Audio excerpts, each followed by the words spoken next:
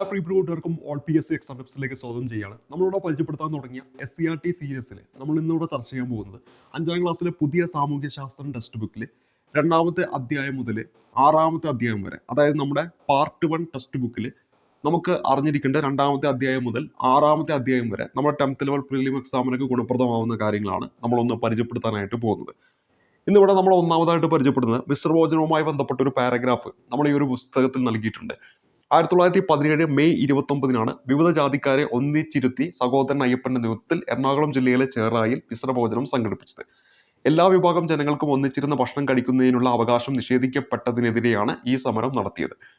മിശ്രഭോജനത്തിന് നേതൃത്വം കൊടുത്തതിനാൽ ശക്തമായ എതിർപ്പ് സഹോദരൻ അയ്യപ്പന് നേരിടേണ്ടതായി വന്നു.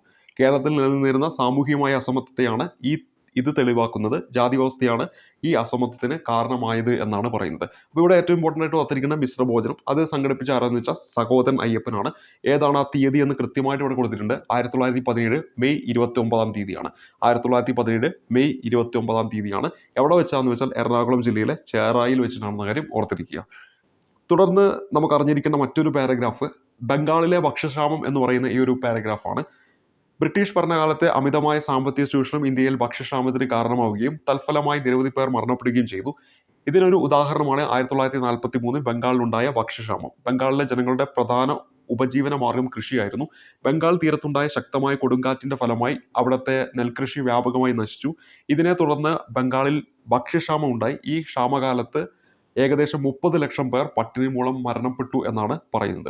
അപ്പോൾ ഇവിടെ ആ ഒരു വർഷം ഓർത്തിരിക്കുക. 1943 എന്ന് പറയുന്ന വർഷമാണ് ബംഗാളിൽ ആ ഒരു ഭക്ഷ്യക്ഷാമം ഉണ്ടായ ആ ഒരു വർഷം എന്ന കാര്യം ഓർത്തിരിക്കുക.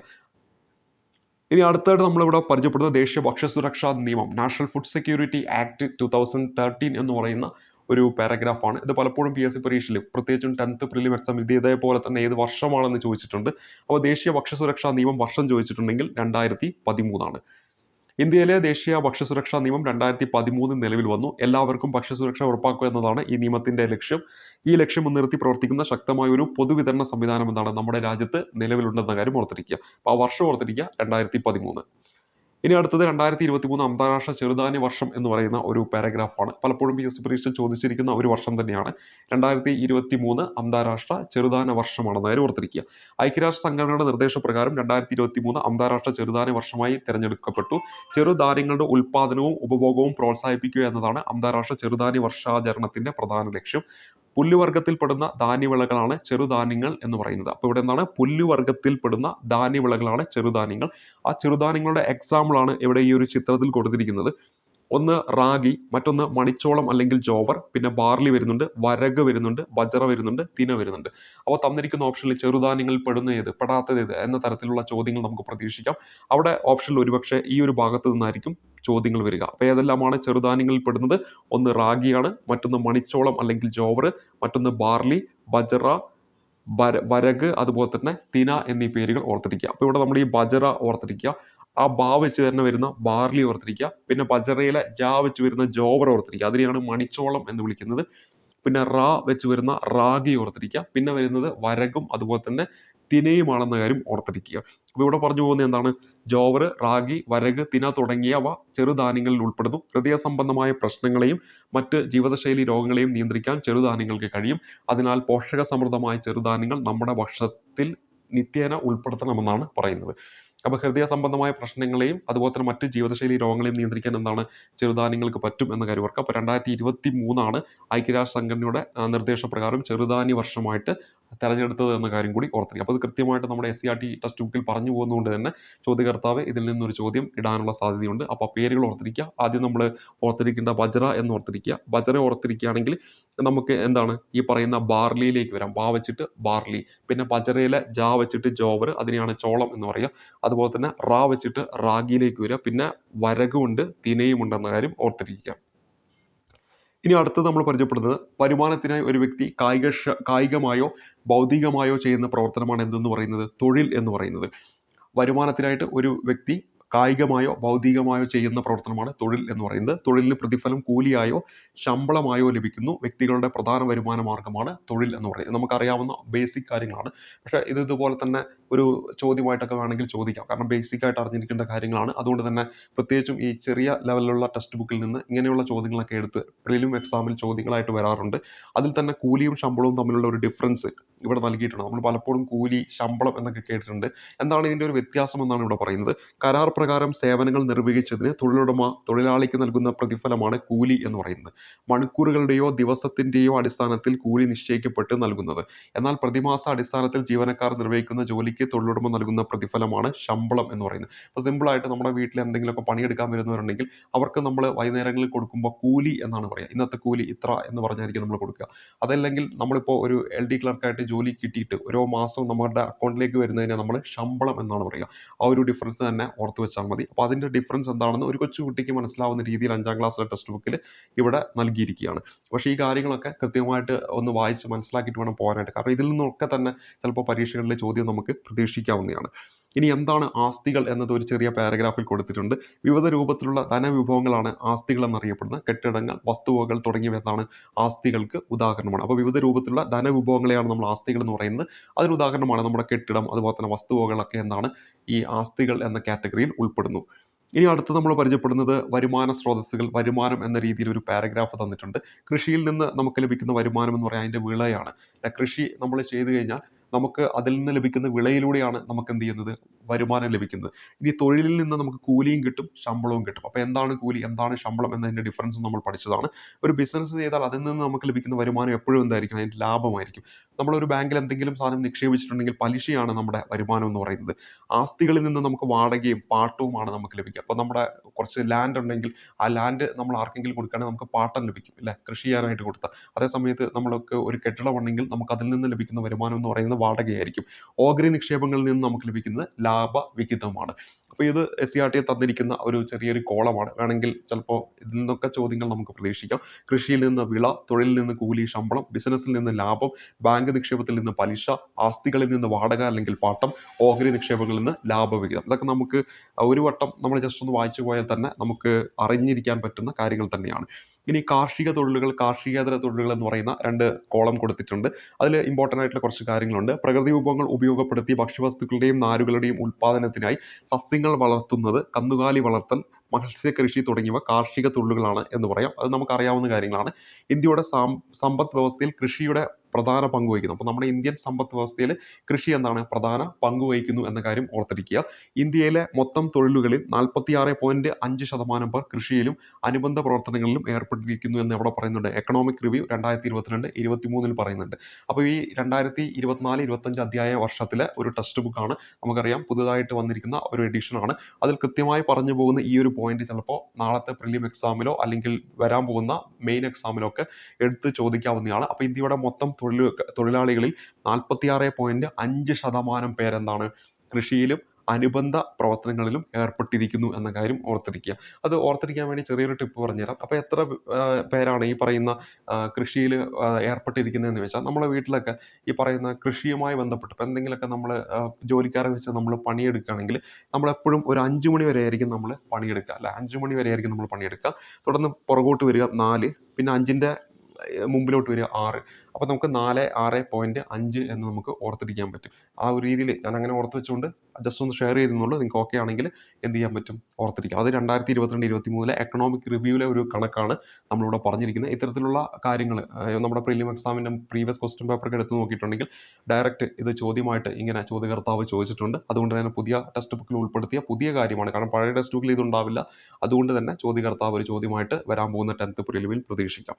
ഇനി അടുത്തത് കാർഷികേതര തൊഴിലുകളാണ്. എന്താണെന്ന് നമുക്കറിയാം. കാർഷിക തൊഴിലുകളിൽ ഉൾപ്പെടാത്ത എല്ലാവിധ തൊഴിലുകളെയും കാർഷികേതര തൊഴിലായി പരിഗണിക്കാം. വ്യവസായ അടിസ്ഥാനത്തിൽ ഉൽപ്പന്നങ്ങൾ നിർമ്മിക്കുന്ന തൊഴിലുകളും വിവിധ തരം സേവനങ്ങളും കാർഷികേതര തൊഴിലുകളാണ്. വസ്ത്രനിർമ്മാണം, കെട്ടിട നിർമ്മാണം, ബിസിനസ്, ബാങ്കിങ്, അധ്യാപനം, ഗതാഗതം, ഫാക്ടറി തൊഴിലുകൾ തുടങ്ങിയവ എന്താണ്, കാർഷികേതര തൊഴിലുകൾക്ക് ഉദാഹരണമാണെന്ന കാര്യം ഓർത്തിരിക്കുക. അപ്പോൾ എന്താണ് കാർഷിക തൊഴിൽ, എന്താണ് കാർഷികേതര തൊഴിലുകൾ എന്ന് പറയുന്നത് ഏതൊരാൾക്കും അറിയാവുന്നതാണ്. നമ്മളിവിടെ പ്രധാനമായിട്ട് നോക്കേണ്ടത് ആ 46.5% എന്ന് പറയുന്ന ആ ഒരു കാര്യമാണ് നമ്മൾ ഓർത്തിരിക്കേണ്ടത്. ഇനി അടുത്തത് ഇവിടെ SCERT ടെക്സ്റ്റ് ബുക്കിൽ കൊടുത്തിരിക്കുന്ന മറ്റൊന്നാണ് സ്വയം തൊഴിൽ പദ്ധതികൾ. അതിൻ്റെ ഗുണഭോക്താക്കൾ എന്ന് പറയുന്ന ഒരു കോളം കൊടുത്തിട്ടുണ്ട്. അതിലിവിടെ പറയുന്ന നവജീവൻ പദ്ധതി അത് മുതിർന്ന പൗരന്മാരുമായി ബന്ധപ്പെട്ടിട്ടാണ്. കൈവല്യ എന്ന് പറയുന്ന ഭിന്നശേഷിക്കാരുമായി ബന്ധപ്പെട്ടിട്ടാണ്. ശരണ്യ എന്ന് പറയുന്നത് വനിതകളുമായി ബന്ധപ്പെട്ടതാണ്. ഈ പദ്ധതികളെല്ലാം തന്നെ പലപ്പോഴും നമ്മുടെ PSC പരീക്ഷയിൽ ചോദ്യങ്ങളായി വന്നിട്ടുള്ളതാണ്. വേണമെങ്കിൽ ഇത് കോളം തന്നെ ഒരു മാച്ച് ദ ഫോളോയിങ് എന്ന രൂപത്തിൽ ചോദിക്കാം. നവജീവൻ എന്ന് പറയുന്ന പദ്ധതി മുതിർന്ന പൗരന്മാരുമായിട്ട് ബന്ധപ്പെട്ടതാണ്. അപ്പോൾ നവജീവൻ എന്ന് പറയുന്ന പദ്ധതി ആരുമായി ബന്ധപ്പെട്ടതാണ്? മുതിർന്ന പൗരന്മാരുമായിട്ട് ബന്ധപ്പെട്ടതാണ്. കൈവല്യ എന്ന് പറയുന്ന പദ്ധതി ഭിന്നശേഷിക്കാരുമായി ബന്ധപ്പെട്ടതാണ്. ഇനി ശരണ്യ എന്ന് പറയുന്ന പദ്ധതി വനിതകളുമായിട്ട് ബന്ധപ്പെട്ടതാണ്. അപ്പോൾ ഈ പദ്ധതികൾ എന്തൊക്കെയാണെന്നും കൂടെ ജസ്റ്റ് ഒന്ന് പരിചയപ്പെട്ടു പോകാം. ഇത് SCRT പറയുന്നില്ല, പക്ഷേ പരീക്ഷകളിൽ ചോദ്യമായി വന്നിട്ടുണ്ട്. ഒരുപക്ഷെ വരാൻ പോകുന്ന പ്രീലിം എക്സാമിൽ ഇതിൽ 3 ഏതെങ്കിലും ഒക്കെ വരാം. അല്ലെങ്കിൽ ഈ 3 എടുത്ത് നമ്മളിപ്പോൾ തന്ന ആ കോളം ഒരു മാച്ച് ദ ഫോളോയിങ് രൂപത്തിൽ വേണമെങ്കിൽ ചോദിക്കുകയും ചെയ്യാം. അത് നമ്മളിവിടെ പരിചയപ്പെടാൻ പോകുന്ന നവജീവൻ പദ്ധതിയെക്കുറിച്ചാണ്. മുതിർന്ന പൗരന്മാർക്കുള്ള സ്വയം തൊഴിൽ പദ്ധതിയാണ് നവജീവൻ പദ്ധതി. കേരളത്തിലെ എംപ്ലോയ്മെന്റ് എക്സ്ചേഞ്ചുകളിൽ പേര് രജിസ്റ്റർ ചെയ്തിട്ടുള്ള മുതിർന്ന പൗരന്മാർ, അവർ കൃത്യമായിട്ടൊരു പ്രായം പറയുന്നുണ്ട്. 50 മുതൽ 65 വയസ്സെന്നാണ് പ്രായം പറയുന്നത്. അപ്പോൾ അവർക്കുള്ള ഒരു സ്വയം തൊഴിൽ പദ്ധതിയാണ് ഈ നവജീവൻ പദ്ധതി എന്ന് പറയുന്നത്. ഇതിൻ്റെ അർഹത, ഇതിൻ്റെ യോഗ്യത എന്ന് പറയുന്നത് എംപ്ലോയ്മെന്റ് രജിസ്ട്രേഷൻ നിലവിലുണ്ടായിരിക്കണം. പ്രായപരിധി 50-നും 65-നും മധ്യമായിരിക്കണം. വ്യക്തിഗത വാർഷിക വരുമാനം 1 ലക്ഷം രൂപയിൽ കവിയാൻ പാടില്ല. വായ്പത്തുക പരമാവധി 50,000 രൂപയായിരിക്കും ഇവിടെ ലഭിക്കുക. സ്വയം തൊഴിൽ ചെയ്യാനായിട്ട് ഒരു നിശ്ചിത വായ്പത്തുക ഉണ്ടായിരിക്കും. ആ വായ്പത്തുക എന്ന് പറയുന്നത് പരമാവധി 50,000 രൂപയായിരിക്കും. വായ്പയുടെ 25% സബ്സിഡിയായി സംരംഭകരുടെ ലോൺ അക്കൗണ്ടിൽ നിക്ഷേപിക്കുന്നതാണ് എന്നും കൂടെ പറയുന്നുണ്ട്. അപ്പോൾ സബ്സിഡി എത്ര കൊടുക്കും? സർക്കാർ 25% കൊടുക്കുമെന്ന കാര്യം ഓർക്കുക. അപ്പോൾ നവജീവൻ പദ്ധതി എന്ന് പറയുന്നത് ഒരു മുതിർന്ന പൗരന്മാർക്കുള്ള സ്വയം തൊഴിൽ പദ്ധതിയാണ്. ആ പ്രായം ഓർത്തിരിക്കുക. 50 മുതൽ 65 വയസ്സ് വരെയുള്ളവർക്കാണ് എംപ്ലോയ്മെന്റ് രജിസ്ട്രേഷൻ നിലവിലുണ്ടായിരിക്കണം. പ്രായപരിധി 50-നും 65-നും മധ്യമായിരിക്കണം. പിന്നെ വ്യക്തിഗത വാർഷിക വരുമാനം 1 ലക്ഷം രൂപയിൽ കൂടാൻ പാടില്ല എന്ന കാര്യം കൂടി ഓർത്തിരിക്കുക. വായ്പയായിട്ട് ഇവിടെ പരമാവധി 50,000 രൂപയാണ്. പിന്നെ വായ്പയുടെ 25% സബ്സിഡിയാണെന്ന കാര്യം കൂടി ഓർത്തിരിക്കുക. ഇനി അടുത്തത് നമ്മളിവിടെ പരിചയപ്പെട്ടത് അടുത്തൊരു പദ്ധതിയാണ് നമ്മളിവിടെ പരിചയപ്പെട്ട കൈവല്യ എന്ന് പറയുന്ന പദ്ധതി. കൈവല്യ എന്ന് പറയുമ്പോൾ ഭിന്നശേഷിക്കാർക്ക് നൈപുണ്യ വികസനം, സ്വയം തൊഴിൽ സംരംഭങ്ങൾ എന്നിവയ്ക്ക് സർക്കാർ സബ്സിഡിയും വായ്പയും നൽകുന്ന പദ്ധതിയാണ് കൈവല്യ. അപ്പോൾ ഭിന്നശേഷിക്കാരുമായി ബന്ധപ്പെട്ട പദ്ധതിയാണ് കൈവല്യ എന്ന് പറയുന്ന പദ്ധതി. ഇവിടെയും എന്താണ്? എംപ്ലോയ്മെന്റ് എക്സ്ചേഞ്ച് വഴിയാണ് ഇതും നടപ്പിലാക്കുന്നത്. സ്വയം തൊഴിൽ കണ്ടെത്താൻ ഒരാൾക്ക് 50,000 രൂപ വരെ വായ്പ അനുവദിക്കുന്നതാണ് പദ്ധതി. ആവശ്യമെങ്കിൽ 1 ലക്ഷം രൂപ വരെ നൽകും. ഗ്രൂപ്പ് സംരംഭങ്ങളെയും പരിഗണിക്കും. ഗ്രൂപ്പിലെ ഓരോ അംഗത്തിനും ഇതേ നിരക്കിൽ വായ്പ ലഭിക്കാനുള്ള അവസരമുണ്ട്. വായ്പ തുകയുടെ 50% വരെ സർക്കാർ സബ്സിഡിയും ലഭിക്കുന്നു എന്ന കാര്യം ഓർക്കുക. ഇനി യോഗ്യതകളിലേക്ക് വരുമ്പോൾ സംരംഭകൻ എന്ന് പറയുന്നത് 21-നും 55-നും ഇടയിൽ പ്രായമുള്ളവരാകണമെന്ന് പറയുന്നുണ്ട്. അപ്പോൾ തൊട്ട് മുമ്പ് നമ്മൾ പറഞ്ഞ ആ ഒരു പദ്ധതിയിൽ 65 വരെയാണ്, അതായത് 50 മുതൽ 65 വരെ. ഇവിടെ എന്താണ്? 21-നും 55-നും ഇടയിൽ പ്രായമുള്ളവരാകണമെന്നാണ് പറയുന്നത്. കുടുംബ വാർഷിക വരുമാനം എത്രയാണ്? 2 ലക്ഷം രൂപയിൽ കവിയരുത്. വിദ്യാഭ്യാസ യോഗ്യതയിൽ നിഷ്കർഷയില്ല എന്ന് പറയുന്നത്. അവിടെ വിദ്യാഭ്യാസ യോഗ്യതയൊന്നും പറയുന്നില്ല. എഴുതാനും വായിക്കാനും അറിഞ്ഞാൽ മതി. എംപ്ലോയ്മെന്റ് എക്സ്ചേഞ്ച് രജിസ്റ്റർ ചെയ്തിരിക്കണം. കൂടുതൽ അംഗവൈകല്യം ഉണ്ടെങ്കിൽ ഒരു ബന്ധുവിനെ കൂടി ഉൾപ്പെടുത്തി വായ്പ അനുവദിക്കും എന്നാണ് ഇവിടെ പറയുന്നത്. അപ്പോൾ അവിടെ പ്രായം ഓർക്കുക, 21-നും 55-നും ഇടയിലാണ്. കുടുംബ വാർഷിക വരുമാനം 2 ലക്ഷം രൂപയിൽ കഴിയരുതെന്നാണ്. തൊട്ട് മുമ്പ് നമ്മൾ 1 ലക്ഷം എന്നാണ് പറഞ്ഞത്. വിദ്യാഭ്യാസ യോഗ്യതയൊന്നും ഇവിടെ പറയുന്നില്ല. പക്ഷേ എഴുതാനും വായിക്കാനും അറിഞ്ഞാൽ മതി. എംപ്ലോയ്മെന്റ് എക്സ്ചേഞ്ച് രജിസ്റ്റർ ചെയ്തിരിക്കണം. കൂടുതൽ അംഗവൈകല്യം ഉണ്ടെങ്കിൽ ഒരു ബന്ധുവിനെ കൂടി ഉൾപ്പെടുത്തി വായ്പ അനുവദിക്കുമെന്നാണ് ഇവിടെ പറയുന്നത്. ഇനി അടുത്ത് നമ്മൾ പരിചയപ്പെടുന്ന ശരണ്യ എന്ന് പറയുന്ന സ്ത്രീകൾക്കുള്ള സ്വയം തൊഴിൽ പദ്ധതിയാണ്. സംസ്ഥാനത്തെ ഏറ്റവും പിന്നാക്കവും വേർതിരിക്കപ്പെട്ടതുമായ സ്ത്രീകളെ ഉയർത്തുന്നതിനാണ് സംസ്ഥാന സർക്കാർ ഈ പദ്ധതി ആവിഷ്കരിപ്പിച്ചത്. വിധവകൾ, വിവാഹമോചിതർ, ഉപേക്ഷിക്കപ്പെട്ടവർ, 30 വയസ്സിന് മുകളിൽ പ്രായമുള്ള സ്പിൻസ്റ്റർമാർ, അതുപോലെ തന്നെ പട്ടികവർഗത്തിലെ അവിവാഹിതരായ അമ്മമാർ, ഭിന്നശേഷിക്കാർ, കിടപ്പിലായ രോഗികളുടെ ഭാര്യ എന്നിവർക്കാണ് പ്രയോജനം എന്ന് പറയുന്നുണ്ട്. അതുപോലെ തന്നെ മറ്റൊന്ന് ഇവിടെ പറയുന്നത്, ഇതൊരു സ്വയം തൊഴിൽ സംരംഭങ്ങൾ ആരംഭിക്കുന്നതിന് 50,000 രൂപ നൽകുന്നു എന്നാണ് പറയുന്നത്. പിന്നെ എന്താണ്? തൊഴിൽ രഹിതരായിട്ടുള്ള വിധവകൾ, വിവാഹമോചിതർ, ഉപേക്ഷിക്കപ്പെട്ടവർ, 30 വയസ്സിന് മുകളിലുള്ള സ്പിന്നർമാർ, പട്ടികവർഗ വിഭാഗത്തിലെ അവിവാഹിതരായ അമ്മമാർ എന്നിവർക്ക് 18 വയസ്സിനും ഇടയിലുള്ള എംപ്ലോയ്മെന്റ് എക്സ്ചേഞ്ചുകളുടെ തത്സമയ രജിസ്റ്ററിൽ എന്നൊക്കെയാണ് ഇവിടെ പറയുന്നത്. അപ്പോൾ ഇവിടെ പ്രധാനമായിട്ടും പരീക്ഷയിൽ എപ്പോഴും ചോദിക്കുന്ന ഈ സ്ത്രീകൾക്ക് സ്വയം തൊഴിൽ പദ്ധതിയുമായി ബന്ധപ്പെട്ട പദ്ധതി ഏത്, അല്ലെങ്കിൽ വിധവകളൊക്കെ ആയിട്ട് ബന്ധപ്പെട്ടുള്ള പദ്ധതിയാണ് ഏതെന്ന് പറയുന്നത് ഈ പറയുന്ന ശരണ്യ എന്ന് പറയുന്ന ഈ ഒരു പദ്ധതി എന്ന കാര്യം ഓർത്തിരിക്കുക. അപ്പോൾ ഇവിടെ നമ്മൾ പരിചയപ്പെട്ടത് ആ ഒരു SCRT ടെക്സ്റ്റ് ബുക്കിൽ പറഞ്ഞ 3 പദ്ധതികളാണ്. നവജീവൻ പദ്ധതി അത് മുതിർന്നവരുമായി ബന്ധപ്പെട്ടതാണ്. കൃത്യമായിട്ട് അവിടെ പ്രായം പറയുന്നുണ്ട്. അവിടെ പ്രായം എന്ന് പറയുന്നത് 50 to 65 ആണ്. അത് വളരെ ഇമ്പോർട്ടൻ്റ് ആണ്. കൈവല്യ എന്ന് പറയുന്ന പദ്ധതി അത് ഭിന്നശേഷിക്കാരുമായിട്ട് ബന്ധപ്പെട്ടതാണ്. പിന്നെ ശരണ്യ എന്ന് പറയുന്ന പദ്ധതി അത് വനിതകളുമായിട്ട് ബന്ധപ്പെട്ട സ്വയം തൊഴിൽ പദ്ധതിയാണെന്ന കാര്യം ഓർക്കുക. അപ്പോൾ ഇതെല്ലാം എന്താണ്? തൊഴിലുമായി ബന്ധപ്പെട്ടിട്ടുള്ള പദ്ധതികളാണെന്ന കാര്യം പ്രത്യേകം ഒന്ന് നോട്ട് ചെയ്ത് വെക്കുക. ഇനി അടുത്ത് നമ്മൾ പരിചയപ്പെടാൻ പോകുന്നത് വസ്ത്രനിർമ്മാണത്തിന് ഉപയോഗിക്കുന്ന നാരുകൾ എന്ന് പറഞ്ഞുകൊണ്ട് മറ്റൊരു പാരഗ്രാഫ് നൽകിയിരിക്കുന്നു. പ്രകൃതിദത്ത നാരുകൾ അതുപോലെ തന്നെ കൃത്രിമ നാരുകൾ നമുക്കറിയാവുന്ന കാര്യങ്ങൾ തന്നെയാണ്. ഈ പ്രകൃതിദത്ത നാരുകൾ എന്ന് പറയുമ്പോൾ നമ്മൾ ജന്തുക്കളിൽ നിന്ന് നമുക്ക് ഈ പ്രകൃതിദത്ത നാരുകൾ നമുക്ക് ലഭിക്കും. ചെമ്മരിയാടിൽ നിന്ന് കമ്പിളി നാരും പട്ടുനൂൽ പുഴുവിൽ നിന്ന് പട്ടിൻ്റെ നാരും ഒക്കെ നമ്മൾ നിർമ്മിക്കുന്നു. അതുപോലെ സസ്യങ്ങളിൽ നിന്ന് നമ്മൾ ലഭിക്കുന്നു പരുത്തി, ചണം, ചെടികളിൽ നിന്ന് യഥാക്രമം പരുത്തി നാരും ചണനാരും നിർമ്മിക്കുന്നു. അതുപോലെ കൃത്രിമ നാരുകൾ എന്ന് പറയുമ്പോൾ പെട്രോളിയം പോലുള്ള രാസവസ്തുക്കളിൽ നിന്നാണ് കൃത്രിമ നാരുകൾ ഉൽപ്പാദിപ്പിക്കുന്നത്.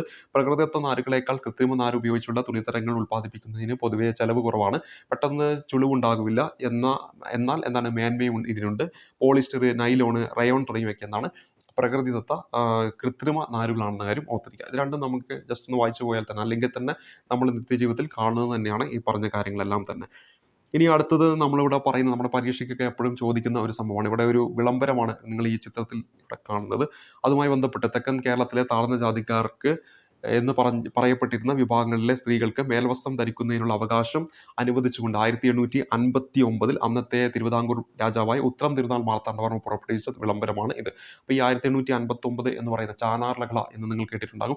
ആ ഒരു ഇതുമായി ബന്ധപ്പെട്ട് ഈ പറയുന്ന തെക്കൻ തിരുവിതാംകൂറിലെ സ്ത്രീകൾക്ക് മേൽവസ്ത്രം ധരിക്കുന്നതിനുള്ള അവകാശം അനുവദിച്ചുകൊണ്ട് വിളംബരം പുറപ്പെടുവിച്ച തിരുവിതാംകൂർ ഭരണാധികാരി ആരെന്ന് വെച്ചാൽ ഉത്രം തിരുനാൾ മാർത്താണ്ഡവർമ്മയാണ്. പലപ്പോഴും PSC പരീക്ഷയിൽ ചോദിച്ചിട്ടുള്ളതാണ്. വർഷം ഓർത്തിരിക്കുക 1859 എന്ന കാര്യം ഓർത്തിരിക്കുക. അപ്പോൾ ചാനാർലകള നടന്ന വർഷം എന്ന് ചോദിച്ചിട്ട് 1859 തരാറുണ്ട്. ഒന്നാം ചാനാർലകളാന്ന് എടുത്തു ചോദിച്ചാൽ 1822. നമ്മൾ ഓൾറെഡി ചാനാർലകളയുമായി ബന്ധപ്പെട്ട് നമ്മൾ നൽകിയ ഓഡിയോ ക്ലാസ് നിങ്ങളത് പരിചയപ്പെട്ടിട്ടുണ്ടാകും. ഇവിടെ നമ്മൾ പരിചയപ്പെടുന്നത് 1859 ആ ഒരു വിളംബരം പുറപ്പെടുവിച്ച വർഷമാണ്. ഇനി അതുമായി ബന്ധപ്പെട്ട് കുറച്ച് കാര്യങ്ങൾ ഇവിടെ പറയുന്നുണ്ട്. എന്താണ് തിരുവിതാംകൂർ എന്ന് പറയുന്നുണ്ട്? തെക്കൻ കേരളത്തിലെ ഭൂരിഭാഗം പ്രദേശങ്ങളും മധ്യ കേരളത്തിലെ ചെറിയൊരു ഭാഗവും ഇന്ന് തമിഴ്നാടിൻ്റെ ഭാഗമായി കന്യാകുമാരി ജില്ലയും ഉൾപ്പെട്ട നാട്ടുരാജ്യമായിരുന്നു തിരുവിതാംകൂർ. അപ്പോൾ തെക്കൻ കേരളത്തിൻ്റെ ഭൂരിഭാഗം പ്രദേശങ്ങളുണ്ടായിരുന്നു, മധ്യ കേരളത്തിൻ്റെ ചെറിയൊരു ഭാഗം ഉണ്ടായിരുന്നു. അപ്പോൾ ഇന്നത്തെ കന്യാകുമാരി എന്തിൽ ഉൾപ്പെടുന്നുണ്ട്? ഈ തിരുവിതാംകൂർ എന്ന് പറയുന്ന ഈ നാട്ടുരാജ്യത്തിൽ ഉൾപ്പെടുന്നുണ്ട്. 18ാം നൂറ്റാണ്ടിൻ്റെ പകുതിയോടെ അനിഴം തിരുനാൾ മാർത്താണ്ഡവർമ്മയുടെ കാലത്താണ് തിരുവിതാംകൂർ നാട്ടുരാജ്യം വിസ്തൃതി പ്രാപിച്ചത്. അപ്പോൾ ഏത് രാജാവിൻ്റെ കാലഘട്ടത്തിലാണ് തിരുവിതാംകൂർ നാട്ടുരാജ്യം വിസ്തൃതി പ്രാപിച്ചതെന്ന് ചോദിച്ചാൽ അനിഴം തിരുനാൾ മാർത്താണ്ഡവർമ്മ എന്ന ഈ ഒരു പേര് ഓർത്തിരിക്കുക. 1956 കേരള സംസ്ഥാന രൂപീകരണത്തോടെ ഈ നാട്ടുരാജ്യം എന്താണ് കേരള സംസ്ഥാനത്തിൻ്റെ ഭാഗമായി.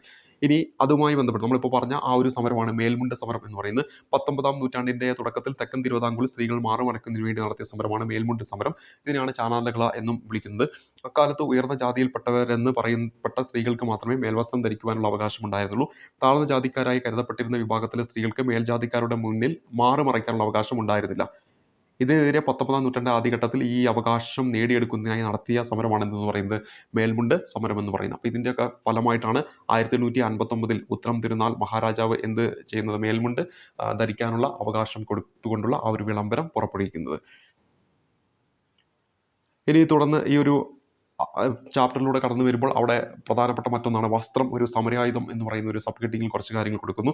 പലതരം ചൂഷണങ്ങൾക്കെതിരെ ഒരു സമരായുധമായ വസ്ത്രത്തെ കഴിഞ്ഞ കാലങ്ങളിൽ ഉപയോഗിച്ചിട്ടുണ്ട്. ഇതിൽ ഏറ്റവും പ്രധാനപ്പെട്ട ഒന്നായിരുന്നു ഇന്ത്യൻ സ്വാതന്ത്ര്യ സമരത്തിൽ മഹാത്മാഗാന്ധിയുടെ നേതൃത്വത്തിൽ നടന്ന പോരാട്ടങ്ങൾ.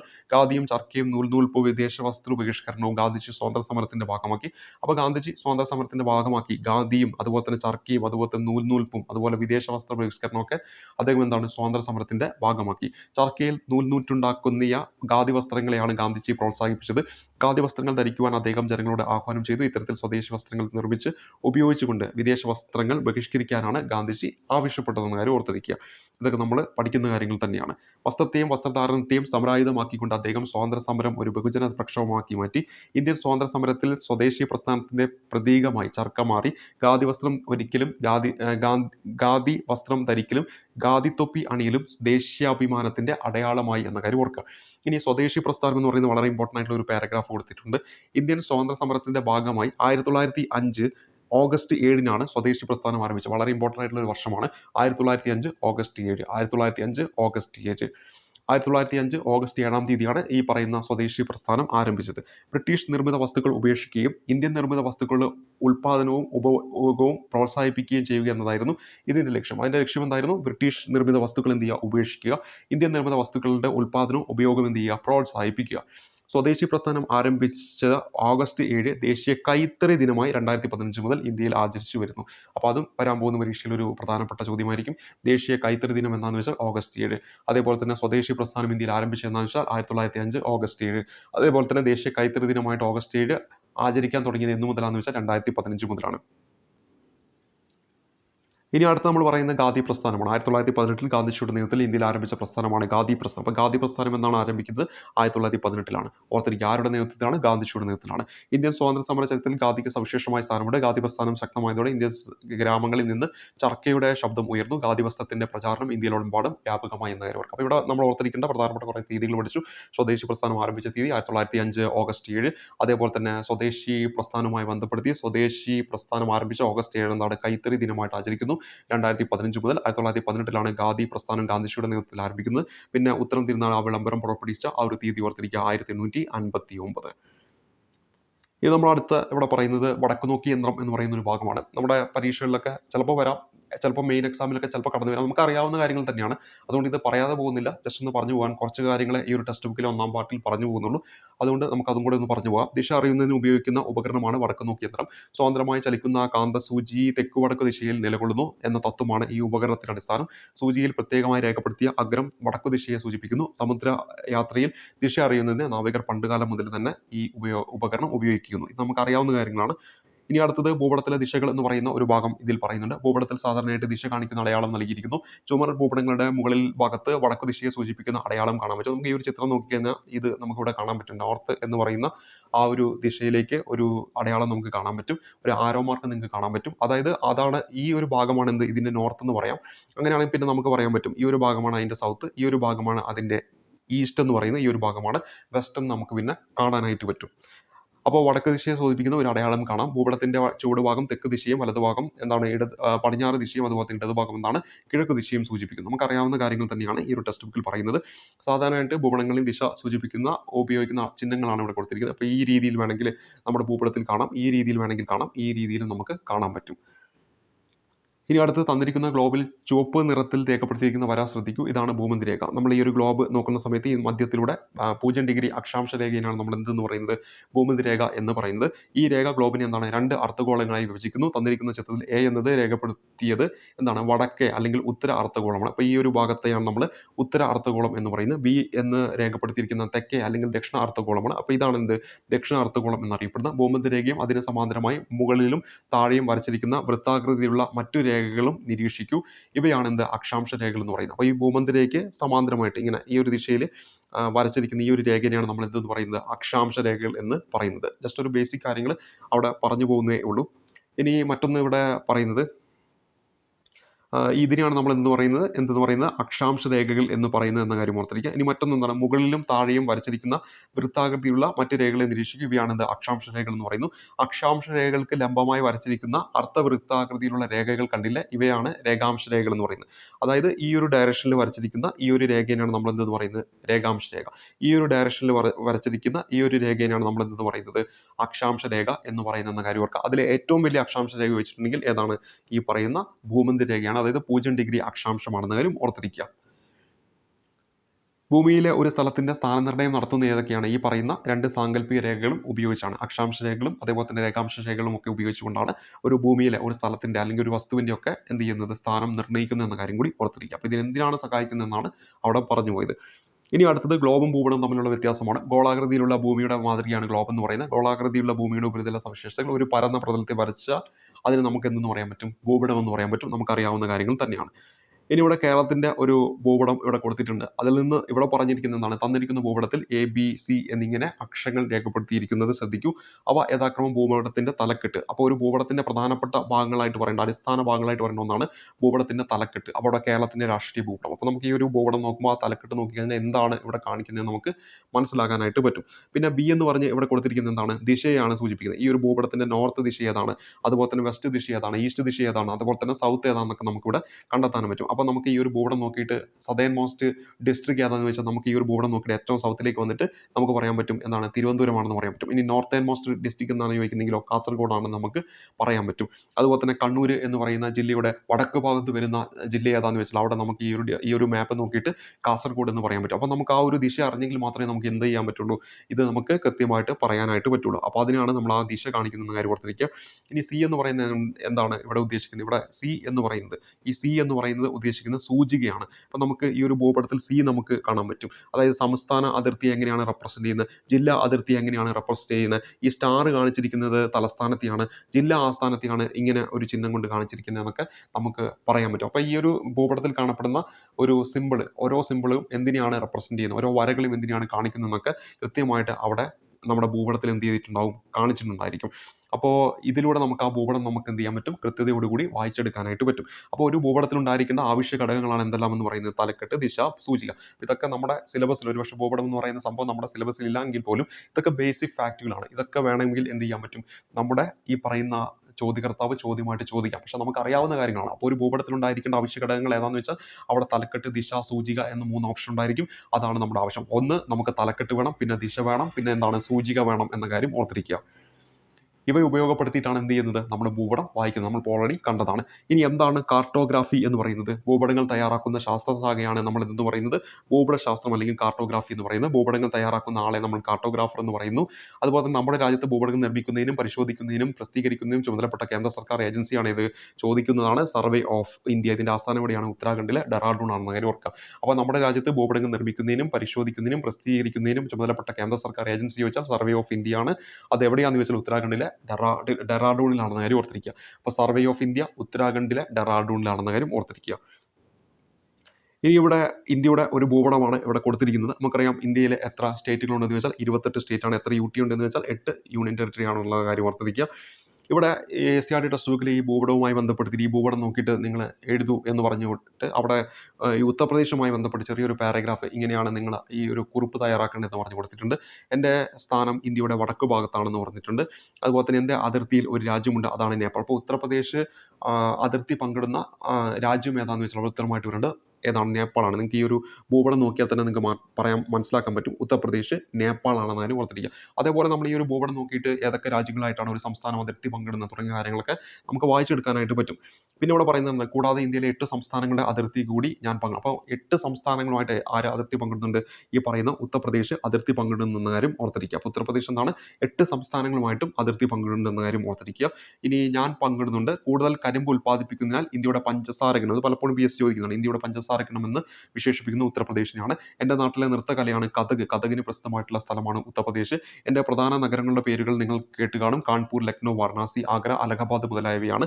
അശോക സ്തംഭത്തിലൂടെ ശ്രദ്ധേയമായ സാരാനാഥ് എൻ്റെ പ്രശസ്തി ലോകമെങ്ങും പരത്തുന്നു എന്നാണ്. അപ്പോൾ അശോക സ്തംഭം എവിടെയാണെന്ന് വെച്ചാൽ ഉത്തരമായിട്ട് വരേണ്ടത് സാരാനാഥ്. അപ്പോൾ ആ ഒരു പാരഗ്രാഫിനുള്ളിൽ നമുക്ക് അറിയാവുന്ന PSC ചോദിക്കുന്നതായിട്ടുള്ള കുറച്ച് കാര്യങ്ങളുണ്ട്. അത് നിങ്ങൾ ജസ്റ്റ് ഒന്ന് വായിച്ചു നോക്കുക. നമ്മളിപ്പോൾ പറഞ്ഞു പോയതാണ്. ഇനി അടുത്തത് പോർച്ചുഗലിലെ ലിസ്ബൺ തുറമുഖത്തിൽ നിന്ന് 4 പായ്ക്കപ്പലുകളായി 170 പേരടങ്ങുന്ന നാവിക സംഘത്തെ നയിച്ചുകൊണ്ട് വാസ്കോഡ ഗാമ ഇന്ത്യയെ തേടി യാത്ര തിരിച്ചു. അവിടെ നമ്മൾ വാസ്കോഡ ഗാമയുമായി ബന്ധപ്പെട്ട കാര്യങ്ങളാണ് പറയുന്നത്. കാറ്റിൻ്റെ സഹായത്തോടെ തെക്ക് കിഴക്കോട്ട് യാത്ര ചെയ്ത് ആഫ്രിക്കയുടെ തെക്കേ അറ്റത്തെത്തി. തുടർന്ന് ആഫ്രിക്കയുടെ കിഴക്കേ തീരം വഴി വടക്കോട്ട് സഞ്ചരിച്ച് മലിന്തി എന്ന് പറയുന്ന തുറമുഖത്തെത്തി. അവിടുത്തെ നാവികരുടെ നിർദ്ദേശങ്ങൾ സ്വീകരിച്ച് മൺസൂൺ കാറ്റുകളുടെ സഹായത്തോടെ, ഇപ്പോൾ ഏത് കാറ്റുകളുടെ സഹായത്തോടെയാണ് വാസ്കോഡ ഗാമ ഇന്ത്യയിലേക്ക് എത്തിച്ചേരുന്നതെന്ന് പലപ്പോഴും ചോദിച്ചിട്ടുണ്ട്. മൺസൂൺ കാറ്റുകളുടെ സഹായത്തോടെ 1498 മെയ് 20 റിപ്പീറ്റായി ചോദിക്കുന്ന ഒരു വർഷമാണ് 1498 മെയ് 20 ഇന്ത്യയുടെ പടിഞ്ഞാറേ തീരത്ത് കോഴിക്കോടിനടുത്തുള്ള കാപ്പാട് തീരത്ത് എത്തിച്ചേർന്നു. അപ്പോൾ ആദ്യമായിട്ട് കടൽ മാർഗം ഇന്ത്യയിൽ എത്തിച്ചേർന്ന യൂറോപ്യൻ ശക്തി ഏതാണെന്ന് വെച്ചാൽ നമ്മുടെ പോർച്ചുഗീസുകാരാണ് നമ്മൾ പഠിക്കാറുണ്ട്. അതുപോലെ തന്നെ ഏത് നൂറ്റാണ്ടിലാണെന്ന് ചോദിക്കാറുണ്ട്. 15-ാം നൂറ്റാണ്ടിൻ്റെ അവസാന കാലഘട്ടത്തിലാണ് നമ്മൾ പഠിക്കാറുണ്ട്. 1498 മെയ് 20 കാര്യം ഓർത്തിരിക്കുക.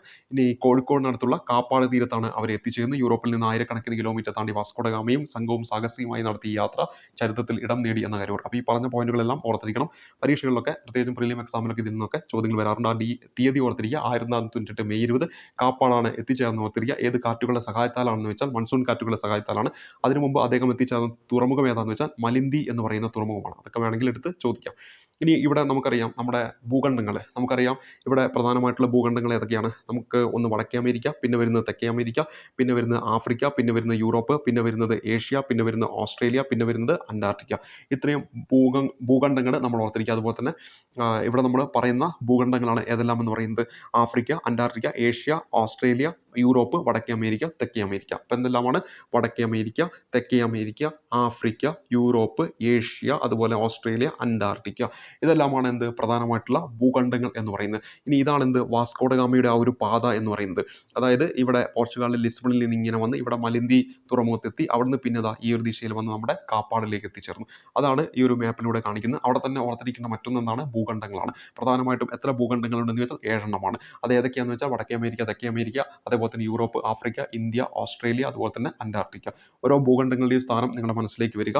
അതുപോലെ തന്നെ ഇനി അറിഞ്ഞിരിക്കേണ്ട പസഫിക് സമുദ്രമുണ്ട്, അതുപോലെ തന്നെ അറ്റ്ലാന്റിക് സമുദ്രമുണ്ട്, പിന്നെ ഇവിടെ ആർട്ടിക് സമുദ്രമുണ്ട്, ഇവിടെ എന്താണ്? അന്റാർട്ടിക് സമുദ്രമുണ്ട്, അതുപോലെ തന്നെ ഇവിടെ ഇന്ത്യൻ സമുദ്രമുണ്ട്. അപ്പോൾ ഇവിടെ നമ്മൾ പരിചയപ്പെട്ട എന്താണ്? സമുദ്രങ്ങൾ എന്ന് പറയുന്ന ഒരു മേഖലയാണ്. അപ്പോൾ ഏതെല്ലാമാണ് നമ്മളിവിടെ പരിചയപ്പെട്ട സമുദ്രങ്ങൾ? 5 എണ്ണം. ഏതൊക്കെയാണ്? പസഫിക് സമുദ്രമുണ്ട്, അറ്റ്ലാന്റിക് സമുദ്രമുണ്ട്, ആർട്ടിക് സമുദ്രമുണ്ട്, അതുപോലെ തന്നെ അന്റാർട്ടിക് സമുദ്രമുണ്ട്, ഇന്ത്യൻ സമുദ്രമുണ്ട് എന്നീ കാര്യങ്ങൾ ഓർത്തിരിക്കുക.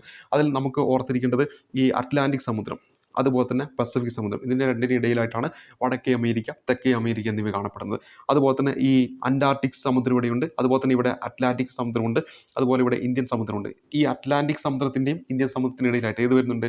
ആഫ്രിക്ക വരുന്നുണ്ടെന്ന കാര്യം ഓർക്കുക. പിന്നെ ഈ അറ്റ്ലാന്റിക് സമുദ്രത്തിൻ്റെയും ഏഷ്യ വൻകരയുടെയും ഇടയിലായിട്ട് എന്ത് വരുന്നുണ്ട്? യൂറോപ്പ് വരുന്നുണ്ടെന്ന കാര്യം ഓർത്തിരിക്കുക. പിന്നെ ഈ ഇന്ത്യൻ മഹാസമുദ്രത്തിലാണ് ഏത് വരുന്നത്? ഓസ്ട്രേലിയ വരുന്നതെന്ന കാര്യം ഓർത്തിരിക്കുക. അപ്പോൾ ഇങ്ങനെ പല കാര്യങ്ങളും നമുക്ക് ഈ ഒരു മാപ്പിലൂടെ നമ്മുടെ മനസ്സിലേക്ക് കൊണ്ടുവരണം. അപ്പോൾ ഓരോ സമുദ്രങ്ങളുടെയും പൊസിഷൻ എന്താണെന്നും അതുപോലെ ഓരോ വൻകരകളും എവിടെയാണ് സ്ഥിതി ചെയ്യുന്നതെന്നും നമ്മളൊന്ന് പഠിച്ചു വെക്കുന്നത് നന്നായിരിക്കും. അതാണ് ഇവിടെ കൊച്ചുങ്ങളോട് ഇത് ചെയ്യാനായിട്ട് ഇങ്ങനെ ഒരു ടേബിൾ നൽകിയിട്ടുണ്ട്. അറ്റ്ലാന്റിക് സമുദ്രത്തിന് പടിഞ്ഞാറ് ഭാഗത്ത് കാണുന്ന ഭൂഖണ്ഡങ്ങൾ ഏത്? അപ്പോൾ അറ്റ്ലാന്റിക് സമുദ്രം നമ്മൾ കണ്ടുപിടിക്കണം. അറ്റ്ലാന്റിക് സമുദ്രം എന്ന് പറയുമ്പോൾ ഇതാണ്. ഇനി പടിഞ്ഞാറ് ഭാഗം ഏതാണെന്ന് കണ്ടുപിടിക്കണം. അതിനാണ് ഈ ഒരു ദിശ അറിയാനുള്ള സാധനം കൊടുത്തിരിക്കുന്നത്. അപ്പോൾ അറ്റ്ലാന്റിക് സമുദ്രത്തിൻ്റെ ഈ ഒരു ദിശയാണ് പടിഞ്ഞാറ് എന്ന് പറയുന്നത്. അപ്പോൾ അവിടെ നമ്മൾ നോക്കുമ്പോൾ വടക്കേ അമേരിക്കയും വരുന്നുണ്ട്, തെക്കേ അമേരിക്കയും വരുന്നുണ്ട്. ഇനി അടുത്ത പറയുന്നത് എന്താണ്? ഇന്ത്യൻ സമുദ്രത്തിന് കിഴക്ക് ഭാഗത്ത് കാണുന്ന ഭൂഖണ്ഡം ഏത്? അപ്പോൾ നമ്മൾ നോക്കുമ്പോൾ ഇന്ത്യൻ സമുദ്രം എന്ന് പറയുന്നത് ഏതാണ്? ഇതാണ് ഇന്ത്യൻ സമുദ്രം. അപ്പോൾ ഇവിടെ നമ്മൾ നോക്കുമ്പോൾ കിഴക്ക് എന്ന് പറയുന്നത് ഏത് ഡയറക്ഷനാണ്? ഈ ഒരു ഡയറക്ഷനാണ്. അങ്ങനെ നോക്കുമ്പോൾ അവിടെ ഏതാണ് വരുന്നത്? നമ്മുടെ ഓസ്ട്രേലിയ എന്ന് പറയുന്ന ഭൂഖണ്ഡമാണ് വരുന്നതെന്ന കാര്യം ഓർത്തിരിക്കുക. തുടർന്ന് ഇവിടെ തന്നിരിക്കുന്നത് എന്താണ്? ഏറ്റവും വിസ്തൃതി കൂടിയ ഭൂഖണ്ഡം ഏതെന്നാണ്. ഇത് നോക്കുമ്പോൾ തന്നെ നമുക്ക് മനസ്സിലാക്കാൻ പറ്റും, ഏഷ്യയാണ് നമുക്ക് മനസ്സിലാക്കാനായിട്ട് പറ്റും. പിന്നെ എന്താണ്? അറ്റ്ലാന്റിക് സമുദ്രത്തിനും ഇന്ത്യൻ സമുദ്രത്തിനും ഇടയിൽ കാണുന്ന ഭൂഖണ്ഡം ഏതാണെന്നാണ് ചോദിച്ചത്. നമുക്ക് നോക്കുമ്പോൾ പറയാൻ പറ്റും, ഇതാണ് അറ്റ്ലാന്റിക് സമുദ്രം, ഇതാണ് ഇന്ത്യൻ സമുദ്രം. അപ്പോൾ ഇവിടെ ആഫ്രിക്കയാണ് നമ്മുടെ ഉത്തരമായിട്ട് വരിക. അപ്പോൾ ഈ ഒരു മാപ്പ് നോക്കിക്കൊണ്ട് നമുക്ക് ഇത്തരത്തിലുള്ള കാര്യങ്ങൾ നമ്മുടെ മനസ്സിലേക്ക് കൊണ്ടുവരികയും വേണം. ഇനി അടുത്ത നമ്മൾ പരിചയപ്പെടുന്നത് ജനങ്ങൾ ജനങ്ങളാൽ എന്ന് പറയുന്ന വളരെ പ്രധാനപ്പെട്ട ഒരു അധ്യായമാണ്. അതിൽ ഇവിടെ പറയുന്നു, പഞ്ചായത്ത് ഇടപെട്ടു കുടിവെള്ള ക്ഷാമത്തിന് പരിഹാരമായി പ്രാഥമിക ആരോഗ്യ കേന്ദ്രത്തിൽ എല്ലാ ദിവസവും ഡോക്ടർമാരുടെ സേവനം ഉറപ്പാക്കും. പഞ്ചായത്ത് പ്രസിഡന്റ് സമ്പൂർണ്ണ വൈദ്യുതിവൽക്കരണം പ്രഖ്യാപനമുടൻ. വാർഡ് സഭയിൽ ഉയർന്നു വന്ന നിർദ്ദേശങ്ങൾ മുൻഗണനാ ക്രമത്തിൽ പരിഗണിക്കുമെന്ന് കൗൺസിൽ ഉറപ്പ് നൽകി. റോഡരികിലെ മാലിന്യ പ്രശ്നം CCTV ക്യാമറകൾ ഉടൻ സ്ഥാപിക്കണമെന്ന് ജനങ്ങൾ ആവശ്യപ്പെട്ടു. അപ്പോൾ ഇങ്ങനെ കുറച്ച് കാര്യങ്ങൾ ഇവിടെ നൽകിയിരിക്കുകയാണ് വാർത്തയുമായി ബന്ധപ്പെടുത്തിയിട്ട്. ഒരു പ്രദേശത്തെ ഗ്രാമസഭയിൽ വാർഡ് സഭയിൽ ഉയർന്നു വന്ന പ്രധാന ചർച്ചകളും തീരുമാനങ്ങളുമാണ് മുകളിൽ കൊടുത്തിരിക്കുന്നത്. ഇവിടെ തദ്ദേശ സ്വയംഭരണ സ്ഥാപനങ്ങൾ വഴി ജനങ്ങൾക്ക് ഭരണകാര്യങ്ങളിൽ നേരിട്ട് പങ്കാളിത്തം ലഭിക്കുന്നു. അപ്പോൾ ഇവിടെ എന്താണ്? തദ്ദേശ സ്വയംഭരണ സ്ഥാപനങ്ങൾ വഴി എന്താണ്? ജനങ്ങൾക്ക് നേരിട്ട് എന്താണ്? ഭരണകാര്യങ്ങളിൽ പങ്കാളിത്തം ലഭിക്കുന്നു. ഇപ്രകാരം ജനങ്ങൾ നേരിട്ടോ അവർ തിരഞ്ഞെടുക്കുന്ന പ്രതിനിധികളോ ഭരണപരമായ കാര്യങ്ങളിൽ തീരുമാനമെടുക്കുന്ന സംവിധാനമാണ് എന്തെന്ന് പറയുന്നത്? ജനാധിപത്യം എന്ന് പറയുന്നത്. അപ്പോൾ എന്താണ് ജനാധിപത്യം എന്ന് പറയുന്നത്? എന്താണ്? നമ്മൾ ജനങ്ങൾ നേരിട്ടോ അല്ലെങ്കിൽ ജനങ്ങൾ തിരഞ്ഞെടുക്കുന്ന പ്രതിനിധികളോ ഭരണപരമായിട്ടുള്ള കാര്യങ്ങളിൽ തീരുമാനമെടുക്കുന്ന സംവിധാനത്തെയാണ് നമ്മൾ എന്തെന്ന് പറയുന്നത്? ജനാധിപത്യം എന്ന് പറയുന്നത്. നമുക്കറിയാവുന്ന കാര്യങ്ങൾ തന്നെയാണ്. ഇനി തദ്ദേശ സ്വയംഭരണ സ്ഥാപനങ്ങളുമായി ബന്ധപ്പെട്ട ചെറിയൊരു പാരഗ്രാഫ് നൽകിയിരിക്കുന്നു. ഗ്രാമപ്രദേശങ്ങളിലെ ത്രിതല പഞ്ചായത്ത് സംവിധാനങ്ങളായ ഗ്രാമപഞ്ചായത്ത്, ബ്ലോക്ക് പഞ്ചായത്ത്, ജില്ലാ പഞ്ചായത്ത് തുടങ്ങിയവയും നഗരപ്രദേശങ്ങളിലെ ഭരണ സ്ഥാപനങ്ങളായ മുനിസിപ്പാലിറ്റികൾ, കോർപ്പറേഷനുകൾ എന്നിവയും ഉൾക്കൊള്ളുന്നതാണ് തദ്ദേശ സ്വയംഭരണ സ്ഥാപനം. അപ്പോൾ തദ്ദേശ സ്വയംഭരണ സ്ഥാപനങ്ങൾ എന്തെല്ലാം ഉൾപ്പെടുന്നു? നമ്മുടെ ഗ്രാമപഞ്ചായത്ത്, ബ്ലോക്ക് പഞ്ചായത്ത്, ജില്ലാ പഞ്ചായത്ത്, മുനിസിപ്പാലിറ്റി, കോർപ്പറേഷൻ, ഇതെല്ലാം എന്തിൽ ഉൾപ്പെടുന്നു? തദ്ദേശ സ്വയംഭരണ സ്ഥാപനങ്ങളിൽ ഉൾപ്പെടുന്നു. ഇനി 2 വാക്കുകളാണ്. ഒന്ന്, എബ്രഹാം ലിങ്കൻ ജനാധിപത്യത്തെക്കുറിച്ച് പറഞ്ഞത്. ജനങ്ങൾക്ക് വേണ്ടി ജനങ്ങളാൽ നടത്തപ്പെടുന്ന ജനങ്ങളുടെ ഭരണമാണ് ജനാധിപത്യം. ജനങ്ങൾക്ക് വേണ്ടി ജനങ്ങളാൽ നടത്തപ്പെടുന്ന ജനങ്ങളുടെ ഭരണമാണ് ജനാധിപത്യം എന്ന് പറഞ്ഞത് എബ്രഹാം ലിങ്കനാണ്. എന്നാൽ ഗാന്ധിജി പറഞ്ഞ എന്താണ്? ജനാധിപത്യത്തെക്കുറിച്ചുള്ള എൻ്റെ സങ്കല്പം അതിനു കീഴിൽ ഏറ്റവും ദുർബലനും ശക്തനും തുല്യമായ അവസരം ഉണ്ടായിരിക്കണം എന്നതാണ്. അപ്പോൾ ഗാന്ധിജി പറഞ്ഞ എന്താണ്? ജനാധിപത്യത്തെക്കുറിച്ചുള്ള ഗാന്ധിജിയുടെ സങ്കല്പം എന്ന് പറയുന്നത് ആ ജനാധിപത്യത്തിന് കീഴിൽ ഏറ്റവും ദുർബലനും ശക്തനും എന്താണ്? തുല്യമായ അവസരം ഉണ്ടായിരിക്കണം എന്നതാണ്. അതാര് പറഞ്ഞതാണ്? ഗാന്ധിജി പറഞ്ഞാണെന്ന കാര്യം ഓർത്തിരിക്കുക. ഇനി പുരാതന ഗ്രീസിലെ ഏതൻസിലാണ് ജനാധിപത്യത്തിൻ്റെ ആദ്യ രൂപം ഉദയം ചെയ്തത്. അപ്പോൾ എവിടെയാണ്? പുരാതന ഗ്രീസിലെ ഏതൻസിലാണ്. പൊതുകാര്യങ്ങളിൽ തീരുമാനമെടുക്കുന്ന പ്രക്രിയയിൽ എല്ലാ വിഭാഗം ജനങ്ങളെയും പങ്കെടുപ്പിച്ചിരുന്നില്ലെങ്കിലും ജനാധിപത്യം എന്ന ആശയം സംഭാവന ചെയ്യുന്നതിൽ ഏതൻസ് എന്താണ്? പ്രധാന പങ്ക് വഹിക്കുന്നു എന്ന കാര്യം ഓർത്തിരിക്കുക.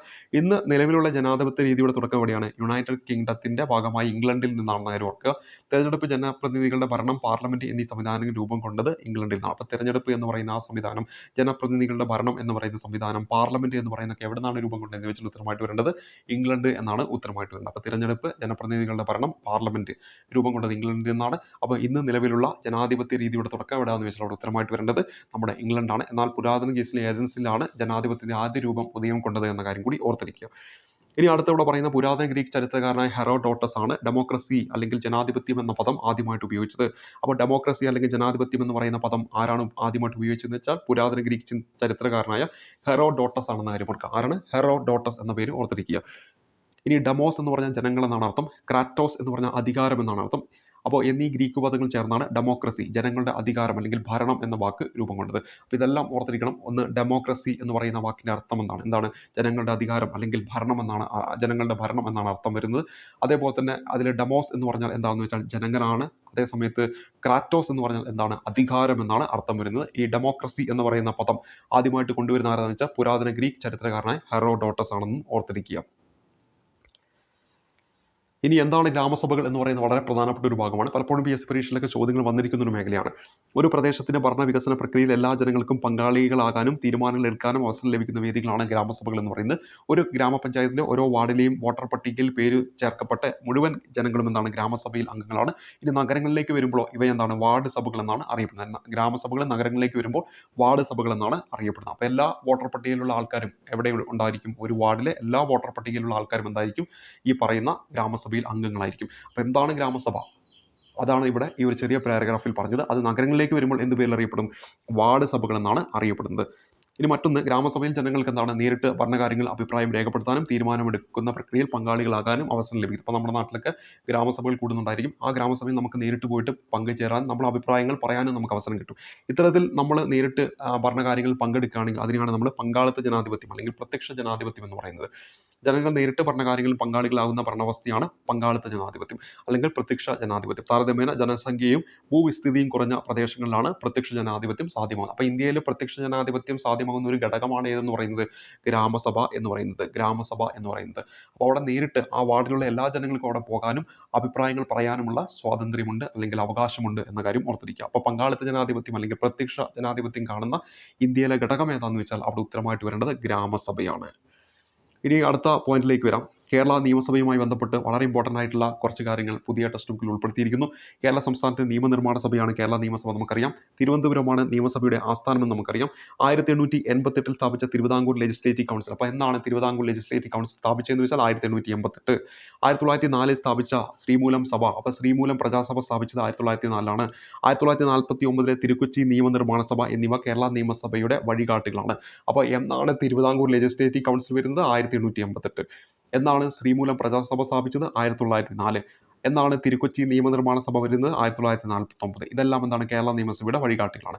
കേരള നിയമസഭയുടെ ആദ്യ സമ്മേളനം 1957 ഏപ്രിൽ 27 1957 ഏപ്രിൽ 27 എല്ലാ വർഷവും ഏപ്രിൽ 27 എന്നാണ് നിയമസഭാ ദിനമായിട്ട് ആചരിക്കുന്നത്. അപ്പോൾ ഇതൊക്കെ വളരെ ഇമ്പോർട്ടൻ്റ് ആണ്, ഓർത്തിരിക്കുക. കേരള നിയമസഭയുമായിട്ട് 1888 തിരുവിതാംകൂർ ലെജിസ്ലേറ്റീവ് കൗൺസിൽ, 1904 ശ്രീമൂലം പ്രജാസഭ, 1949 തിരുക്കൊച്ചി നിയമനിർമ്മാണ സഭ, 1957 ഏപ്രിൽ 27 കേരള നിയമസഭയുടെ ആദ്യ സമ്മേളനം, എല്ലാ വർഷവും ഏപ്രിൽ 27 നിയമസഭാ ദിനമായിട്ട് ആചരിക്കുന്നു എന്ന കാര്യം കൂടി ഓർത്തിരിക്കുക. ഇനി നമ്മൾ അടുത്ത് പറയുന്ന പരോക്ഷ ജനാധിപത്യം അല്ലെങ്കിൽ പ്രാതിനിധ്യ ജനാധിപത്യം എന്നാണ്. തൊട്ട് മുമ്പ് നമ്മൾ പറഞ്ഞിരുന്നു പങ്കാളിത്ത ജനാധിപത്യം അല്ലെങ്കിൽ പ്രത്യക്ഷ ജനാധിപത്യം. അതിൽ നിന്ന് വ്യത്യസ്തമായിട്ട് എന്താണ് പരോക്ഷ ജനാധിപത്യം അല്ലെങ്കിൽ പ്രാതിനിധ്യ ജനാധിപത്യം എന്നാണ് നമ്മൾ പഠിക്കുന്നത്. ജനങ്ങൾ തിരഞ്ഞെടുക്കുന്ന പ്രതിനിധികൾ ജനങ്ങൾക്ക് വേണ്ടി ഭരണം നടത്തുന്ന ജനാധിപത്യ രീതിയാണ് പരോക്ഷ ജനാധിപത്യം അല്ലെങ്കിൽ പ്രാതിനിധ്യ ജനാധിപത്യം എന്ന് പറയുന്നത്. ഇന്ത്യയെ പോലെ ജനസംഖ്യയും അതുപോലെ തന്നെ ഭൂവിസ്ഥിതി കൂടിയ രാജ്യങ്ങളിൽ പ്രാതിനിധ്യ ജനാധിപത്യമാണ് പ്രായോഗികമായിട്ടുള്ളത് എന്ന കാര്യം ഓർക്കുക. അപ്പോൾ നമ്മുടെ രാജ്യത്തൊക്കെ നടക്കുന്ന എന്താണ്? ഈ പറയുന്ന പരോക്ഷ ജനാധിപത്യം അല്ലെങ്കിൽ പ്രാതിനിധ്യ ജനാധിപത്യമാണ്. ഇപ്പോൾ പങ്കാളിത്ത ജനാധിപത്യം ഉള്ള ഒരു ഘടകമേ ഉള്ളൂ. അതേതാണെന്ന് വെച്ചാൽ ഉത്തരമായിട്ട് വരിക ഗ്രാമസഭയാണ്. പങ്കാളിത്ത ജനാധിപത്യം അല്ലെങ്കിൽ എന്താണ്? പ്രത്യക്ഷ ജനാധിപത്യം. ഇനി മറ്റൊന്ന് പരോക്ഷ ജനാധിപത്യം അല്ലെങ്കിൽ പ്രാതിനിധ്യ ജനാധിപത്യം എന്താണെന്ന് വെച്ചാൽ നമ്മൾ ഓൾറെഡി പഠിച്ചു കഴിഞ്ഞു. ഇനി ഇവിടെ പറയുന്ന കുറച്ച് കാര്യങ്ങൾ, ലോകത്തെ ഏറ്റവും വലിയ ജനാധിപത്യ രാജ്യമാണ് ഇന്ത്യ എന്ന കാര്യം ഓർത്തിരിക്കുക. സ്വിറ്റ്സർലാൻഡിൽ ഇപ്പോഴും എന്തുണ്ട്? പങ്കാളിത്ത ജനാധിപത്യം നിലനിൽക്കുന്നുണ്ട്. അപ്പോൾ പങ്കാളിത്ത ജനാധിപത്യം അല്ലെങ്കിൽ പ്രത്യക്ഷ ജനാധിപത്യം നിലനിൽക്കുന്ന ഒരു രാജ്യമാണ് ഏതെന്ന് പറയുന്നത്? സ്വിറ്റ്സർലാൻഡ് എന്ന കാര്യം ഓർത്തിരിക്കുക. അത് പരീക്ഷയ്ക്ക് വേണമെങ്കിൽ ചോദിക്കാം. പരോക്ഷ ജനാധിപത്യം അല്ലെങ്കിൽ പ്രാതിനിധ്യ ജനാധിപത്യവുമായി ബന്ധപ്പെടുത്തി നമ്മൾ ഇന്ത്യ പറയുമ്പോൾ പങ്കാളിത്ത ജനാധിപത്യം അല്ലെങ്കിൽ പ്രത്യക്ഷ ജനാധിപത്യം നിലനിൽക്കുന്ന രാജ്യമാണ് ഏതെന്ന് പറയുന്നത്? സ്വിറ്റ്സർലാൻഡ് എന്ന കാര്യം പ്രത്യേകം ഒന്ന് നോട്ട് ചെയ്ത് വെക്കുക. സൗദി അറേബ്യയിൽ പുതിയ രാജാവധി, അപ്പോൾ രാജഭരണം നിലനിൽക്കുകയാണ് എവിടെയുള്ളത്? ഈ പറയുന്ന സൗദി അറേബ്യയിൽ. ഇനി ജനാധിപത്യ സവിശേഷതകൾ എന്ന് പറയുന്ന ഒരു ഭാഗമാണ് ഇവിടെ കൊടുത്തിരിക്കുന്നത്. ജനാധിപത്യ സംവിധാനത്തിൽ ജനങ്ങൾക്കാണ് പരമമായ അധികാരം എന്ന കാര്യം ഓർത്തിരിക്കുക. പിന്നെ ഇവിടെ പറയുന്നത് സ്വാതന്ത്ര്യവും നീതിപൂർവമായ തെരഞ്ഞെടുപ്പ് ഈ ജനാധിപത്യ സവിശേഷതയാണ്. അതേപോലെ തന്നെ ഗവൺമെന്റിന്റെ വിമർശനത്തിലൂടെ മെച്ചപ്പെടുത്താൻ സഹായിക്കുന്ന പ്രതിപക്ഷം ഉണ്ടായിരിക്കും. അവിടെ ഒരു പ്രതിപക്ഷം ഉണ്ടായിരിക്കും. അവരെ ഗവൺമെന്റിനെ വിമർശിക്കപ്പെടുമായിരിക്കും. അതോടൊപ്പം തന്നെ അതിലൂടെ എന്ത് ചെയ്യും, ഗവൺമെന്റിന്റെ പ്രവർത്തനങ്ങൾ മെച്ചപ്പെടുത്തുകയും ചെയ്യും. ഇനി നിയമത്തിന് മുന്നിൽ എല്ലാവരും തുല്യത ഉറപ്പുവരുത്തുന്ന നിയമവാഴ്ച ഈ ജനാധിപത്യ വ്യവസ്ഥയിൽ ഉണ്ടായിരിക്കും. അതുപോലെ ജനങ്ങളുടെയും ഭരണകൂടത്തെയും തമ്മിൽ ബന്ധിപ്പിക്കാൻ സഹായിക്കുന്ന സ്വതന്ത്ര വാർത്താ മാധ്യമങ്ങൾ ഉണ്ടായിരിക്കും. അവർക്കൊക്കെ അവിടെ അവകാശങ്ങളുണ്ടായിരിക്കും. സ്വാതന്ത്ര്യവും നിഷ്പക്ഷവുമായ ഒരു നീതിന്യായ വ്യവസ്ഥ ഇവിടെ ഉണ്ടായിരിക്കും. ജനാധിപത്യ രാജ്യങ്ങളിലൊക്കെ ഉണ്ടായിരിക്കും. അപ്പോൾ ജനാധിപത്യത്തിൻ്റെ സവിശേഷതകൾ ഒരുപക്ഷെ പരീക്ഷയിൽ നമ്മളോട് ചോദിക്കാം. അതിലൊന്ന്, ജനാധിപത്യ സംവിധാനത്തിൽ ജനങ്ങൾക്കാണ് പരമമായ അധികാരം. നിയമത്തിന് മുന്നിൽ എല്ലാവരും തുല്യത ഉറപ്പുവരുത്തുന്ന നിയമവാഴ്ച അവിടെ ഉണ്ടായിരിക്കും. സ്വാതന്ത്ര്യവും നീതിപൂർവമായിട്ടുള്ള തെരഞ്ഞെടുപ്പ് ഉണ്ടായിരിക്കും. ജനങ്ങളുടെയും ഭരണകൂടങ്ങളുടെയും തമ്മിൽ ബന്ധിപ്പിക്കാൻ സഹായിക്കുന്ന സ്വതന്ത്ര വാർത്താ മാധ്യമങ്ങൾ ഉണ്ടായിരിക്കും. ഗവൺമെന്റിനെ വിമർശനത്തിലൂടെ മെച്ചപ്പെടുത്താൻ സഹായിക്കുന്ന പ്രതിപക്ഷം, അതോടൊപ്പം തന്നെ സ്വാതന്ത്ര്യവും നിഷ്പക്ഷവുമായ നീതിന്യായ വ്യവസ്ഥയും ഉണ്ടായിരിക്കുമെന്ന കാര്യം ഓർത്തിരിക്കുക. ഇനി സാർവത്രിക പ്രായപൂർത്തി വോട്ടവകാശത്തെക്കുറിച്ചാണ് പറയുന്നത്. യാതൊരു വിവേചനങ്ങളുമില്ലാതെ നിശ്ചിത പ്രായം പൂർത്തിയായ എല്ലാവർക്കും തെരഞ്ഞെടുപ്പിൽ വോട്ട് ചെയ്യാനുള്ള അവകാശത്തെയാണ് സാർവത്രിക പ്രായപൂർത്തി വോട്ടവകാശം എന്ന് പറയുന്നത്. 1989 വരെ ഇന്ത്യയിൽ വോട്ടവകാശത്തിന് പ്രായം 21 നിലവിലെത്രയാണ്? 18 വയസ്സാണെന്ന കാര്യം ഓർക്കുക. ആരുടെ കാലഘട്ടത്തിലാണ് ഇത് 18 വയസ്സാക്കുന്നത്? നമ്മുടെ രാജീവ് ഗാന്ധിയുടെ കാലഘട്ടത്തിലാണ്. ഇനി അടുത്തായിട്ട് ഇവിടെ പറയുന്നത് എന്താണെന്ന് നോക്കാം. തിരഞ്ഞെടുപ്പിന്റെ വിവിധ ഘട്ടങ്ങളാണ്. നമുക്കറിയാവുന്ന കാര്യങ്ങളാണ്. ഈ ഒരു കാലഘട്ടത്തിൽ ഇപ്പോൾ തെരഞ്ഞെടുപ്പ് നടന്നുകൊണ്ടിരിക്കുകയാണ്. നമുക്കറിയാം, തെരഞ്ഞെടുപ്പ് ഉദ്യോഗസ്ഥരെ നിയമിക്കൽ, തെരഞ്ഞെടുപ്പ് വിജ്ഞാപനം പുറപ്പെടുവിക്കുന്നു, നാമനിർദ്ദേശ പത്രിക സമർപ്പിക്കൽ, പത്രിക സൂക്ഷ്മ പരിശോധന, നാമനിർദ്ദേശ പത്രിക പിൻവലിക്കൽ, അതുപോലെ തെരഞ്ഞെടുപ്പ് പ്രചരണം ഉണ്ടായിരിക്കും, വോട്ടെടുപ്പ് ഉണ്ടായിരിക്കും, വോട്ടെണ്ണലും ഫലപ്രഖ്യാപനം. ഇതൊക്കെയാണ് തെരഞ്ഞെടുപ്പിന്റെ വിവിധ ഘട്ടങ്ങൾ എന്ന് പറയുന്നത്. നമുക്ക് അറിയാവുന്ന കാര്യങ്ങൾ തന്നെയാണ്. തെരഞ്ഞെടുപ്പ് ഉദ്യോഗസ്ഥരെ നിയമിക്കൽ, തെരഞ്ഞെടുപ്പ് വിജ്ഞാപനം പുറപ്പെടുവിക്കൽ, നാമനിർദ്ദേശ പത്രിക സമർപ്പിക്കൽ, പത്രിക സൂക്ഷ്മ പരിശോധന, നാമനിർദ്ദേശ പത്രിക പിൻവലിക്കൽ, തെരഞ്ഞെടുപ്പ് പ്രചരണം, വോട്ടെടുപ്പ്, വോട്ടെണ്ണലും ഫലപ്രഖ്യാപനം എന്നതാണ് തെരഞ്ഞെടുപ്പിന്റെ വിവിധ ഘട്ടങ്ങൾ. ഇത് മുമ്പ് പരീക്ഷയിലൊക്കെ ചോദിച്ചതാണ്. പക്ഷെ നമുക്കറിയാവുന്ന കാര്യങ്ങൾ തന്നെയാണ്. നമുക്ക് ഇന്ന് നിത്യജീവിതത്തിൽ നമ്മൾ കാണുന്നതുമായിട്ടുള്ള കാര്യങ്ങൾ തന്നെയാണ്. ഇനി അടുത്തിലേക്ക് വരാം. ജനാധിപത്യ സമ്പ്രദായത്തിൽ ഭരണാധികാരികളെ തിരഞ്ഞെടുക്കുന്ന പ്രക്രിയയാണ് തെരഞ്ഞെടുപ്പ്. ഇതിന് പുറമെ മറ്റു ചില ധർമ്മങ്ങളും തെരഞ്ഞെടുപ്പുകൾ നിർവഹിക്കുന്നു. ആ ധർമ്മങ്ങളാണ് നമ്മൾ പഠിക്കുന്നത്. തെരഞ്ഞെടുപ്പിന്റെ ധർമ്മങ്ങൾ എന്ന് പറഞ്ഞുകൊണ്ട് ഇവിടെ നൽകിയിരിക്കുന്നു. ഗവൺമെന്റുകൾ രൂപീകരിക്കുന്നു. അപ്പോൾ തെരഞ്ഞെടുപ്പിലൂടെയാണ് നമ്മുടെ രാജ്യത്ത് ഒരു ഗവൺമെന്റ് രൂപീകരിക്കുന്നത്. എല്ലാവർക്കും പ്രാതിനിധ്യം നൽകുന്നു. തെരഞ്ഞെടുപ്പിലൂടെ ഈ രാജ്യത്തുള്ള എല്ലാവർക്കും നമ്മുടെ ഭരണകാര്യങ്ങളിൽ ഇടപെടാനുള്ള ഒരു അവകാശം നൽകുന്നു. ഭരണകർത്താക്കളെ വളർത്തിയെടുക്കുന്നു. അതുപോലെ തന്നെ ജനാധിപത്യം ശക്തിപ്പെടുത്തുന്നു. അതോടൊപ്പം തന്നെ വോട്ടർമാരെ ബോധവൽക്കരിക്കുന്നു. അപ്പോൾ ഇവിടെ തെരഞ്ഞെടുപ്പിന്റെ ധർമ്മങ്ങൾ എന്തൊക്കെയാണ്? ഗവൺമെന്റ് രൂപീകരിക്കാൻ സഹായിക്കുന്നു. അതോടൊപ്പം തന്നെ എല്ലാവർക്കും പ്രാതിനിധ്യം നൽകുന്നു, ഭരണകാര്യങ്ങളെ വളർത്തിയെടുക്കുന്നു, ജനാധിപത്യം ശക്തിപ്പെടുത്തുന്നു, വോട്ടർമാരെ ബോധവൽക്കരിക്കുന്നു എന്നീ കാര്യങ്ങൾ ഓർത്തിരിക്കുക. ഇനി ഇവിടെ അടുത്ത് പറയുന്ന കേന്ദ്ര തെരഞ്ഞെടുപ്പ് കമ്മീഷനെ കുറിച്ചാണ് ഒരു പാരഗ്രാഫിൽ പറയുന്നത്. പലപ്പോഴും PSC ചോദിക്കുന്ന കുറേ കാര്യങ്ങൾ അതിൽ ഉൾപ്പെടുത്തിയിട്ടുണ്ട്.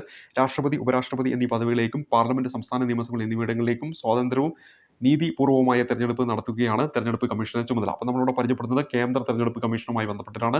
അവിടെ തന്നെ രാഷ്ട്രപതി, അതുപോലെ തന്നെ ഉപരാഷ്ട്രപതി ഇലക്ഷൻ, അതേപോലെ തന്നെ പാർലമെന്റ്, സംസ്ഥാന നിയമസഭകൾ എന്നിവയിലേക്കും അതുപോലെ തന്നെ സ്വാതന്ത്ര്യവും നീതിപൂർവമായിട്ടുള്ള തെരഞ്ഞെടുപ്പ് നടത്തുകയാണ് നമ്മുടെ തെരഞ്ഞെടുപ്പ് കമ്മീഷന്റെ ചുമതല. അപ്പോൾ പാർലമെന്റിലേക്കുള്ള ഇലക്ഷന് നേതൃത്വം നൽകുന്ന തെരഞ്ഞെടുപ്പ് കമ്മീഷനാണ്. സംസ്ഥാന നിയമസഭകളിലേക്കുള്ള ഇലക്ഷൻ നേതൃത്വം നൽകുന്ന തെരഞ്ഞെടുപ്പ് കമ്മീഷനാണ്. രാഷ്ട്രപതി ഇലക്ഷൻ നേതൃത്വം നൽകുന്ന തെരഞ്ഞെടുപ്പ് കമ്മീഷനാണ്. ഉപരാഷ്ട്രപതി ഇലക്ഷൻ നേതൃത്വം നൽകുന്നത് തെരഞ്ഞെടുപ്പ് കമ്മീഷനാണെന്ന് കാര്യം ഓർക്കുക. എന്നാൽ സംസ്ഥാനത്തെ തദ്ദേശ സ്വയംഭരണ സ്ഥാപനങ്ങളിലേക്കുള്ള ഇലക്ഷൻ നേതൃത്വം നൽകുന്ന ആരാണ്? നമ്മുടെ സംസ്ഥാനത്തെ തെരഞ്ഞെടുപ്പ് കമ്മീഷനാണ്. സംസ്ഥാനത്തെ തെരഞ്ഞെടുപ്പ് കമ്മീഷനാണെന്ന കാര്യം ഓർക്കുക. 3 അംഗങ്ങളുള്ള തെരഞ്ഞെടുപ്പ് കമ്മീഷനിൽ മുഖ്യ തെരഞ്ഞെടുപ്പ് കമ്മീഷൻ ഉൾപ്പെടെ എല്ലാവരും നിയമിക്കുന്ന ആരാണ്? രാഷ്ട്രപതിയാണ്. അപ്പോൾ തെരഞ്ഞെടുപ്പ് കമ്മീഷനിൽ എത്ര അംഗങ്ങളുണ്ട്? 3 പേര്. ഒരു മുഖ്യ തെരഞ്ഞെടുപ്പ് കമ്മീഷനും അതുപോലെ തന്നെ 2 തെരഞ്ഞെടുപ്പ് കമ്മീഷണർമാരും. പക്ഷേ ഈ 3 പേർക്കും തുല്യ അവകാശമാണ് ഉള്ളതെന്ന കാര്യം ഓർക്കുക. ഒരു തീരുമാനം എടുക്കുന്ന 3 പേർക്കും തുല്യ അവകാശമാണ് ഉള്ളതെന്ന കാര്യം ഓർത്തിരിക്കുക. അവരുടെ പദവി എന്ന് പറയുന്നത് തുല്യമാണ് എന്ന കാര്യം. മുഖ്യ എന്നൊക്കെ പറഞ്ഞ് ഡിവൈഡ് ചെയ്യുന്നുണ്ടെങ്കിലും അവകാശം തുല്യമാണ്. അത് പരീക്ഷയ്ക്ക് വന്നിട്ടുള്ളതാണ്. അതേപോലെ തന്നെ ഇവരെ നിയമിക്കുന്ന ആര് തന്നെയാണ്? രാഷ്ട്രപതി തന്നെയാണ് നിയമിക്കുന്നത്. എല്ലാവരുടെയും അഭിപ്രായങ്ങൾ പരിഗണിച്ചുകൊണ്ട് തീരുമാനങ്ങൾ എടുക്കുമ്പോഴാണ് ജനാധിപത്യം കുടുംബത്തിൽ പ്രായോഗികമാകുന്നത്. ഒരു കുടുംബത്തിൽ എങ്ങനെയാണ് ജനാധിപത്യം പ്രായോഗികമാകുന്നത്? നമ്മുടെ കുടുംബത്തിലെ എല്ലാവരുടെയും അഭിപ്രായങ്ങൾ ആരാഞ്ഞുകൊണ്ട് തീരുമാനം എടുക്കുമ്പോഴാണ് കുടുംബത്തിൽ എന്ത് ചെയ്യുന്നത്? ജനാധിപത്യം പ്രായോഗികമാകുന്നത്. കുട്ടികളുടെ അഭിപ്രായങ്ങളും താല്പര്യങ്ങളും പരിഗണിക്കുന്നതിനോടൊപ്പം അവർക്ക് അവസര സമത്വം, തുല്യതയും ഉറപ്പുവരുത്തുമ്പോഴാണ് വിദ്യാലയങ്ങളിൽ ജനാധിപത്യം ഉറപ്പാക്കപ്പെടുന്നത്. പൊതു ഇടങ്ങൾ വൃത്തിയായി സൂക്ഷിക്കുക, മറ്റുള്ളവരുടെ താല്പര്യങ്ങൾ മാനിക്കുക, പൊതു നിയമങ്ങൾ അനുസരിക്കുക എന്നിവയെല്ലാം ജനാധിപത്യ ജീവിതക്രമത്തിന് അനിവാര്യമാണ് എന്ന കാര്യം കൂടി ഓർത്തിരിക്കുക.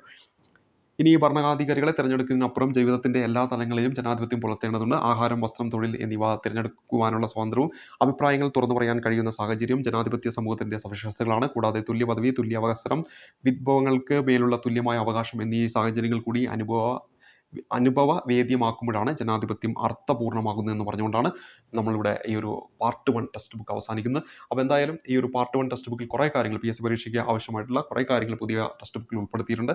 നമ്മുടെ SCRT ടെക്സ്റ്റ് ബുക്കിൻ്റെ സീരീസ് നിങ്ങൾ മുന്നിൽ പരിചയപ്പെടുത്തുന്നത് ഇന്ന് പുതിയ ടെക്സ്റ്റ് ബുക്കാണ്. അപ്പോൾ നാളെ നമുക്ക് പഴയ ടെക്സ്റ്റ് ബുക്കിൽ ഈ പറയുന്ന ചാപ്റ്ററിലൂടെ കടന്നു പോകുമ്പോൾ എന്തെല്ലാമാണ് പറയുന്നത് നമുക്കൊന്ന് പരിശോധിക്കാം. അപ്പോൾ അടുത്തൊരു ക്ലാസ്സിൽ കാണുമ്പോഴേക്കും നന്ദി, നമസ്കാരം.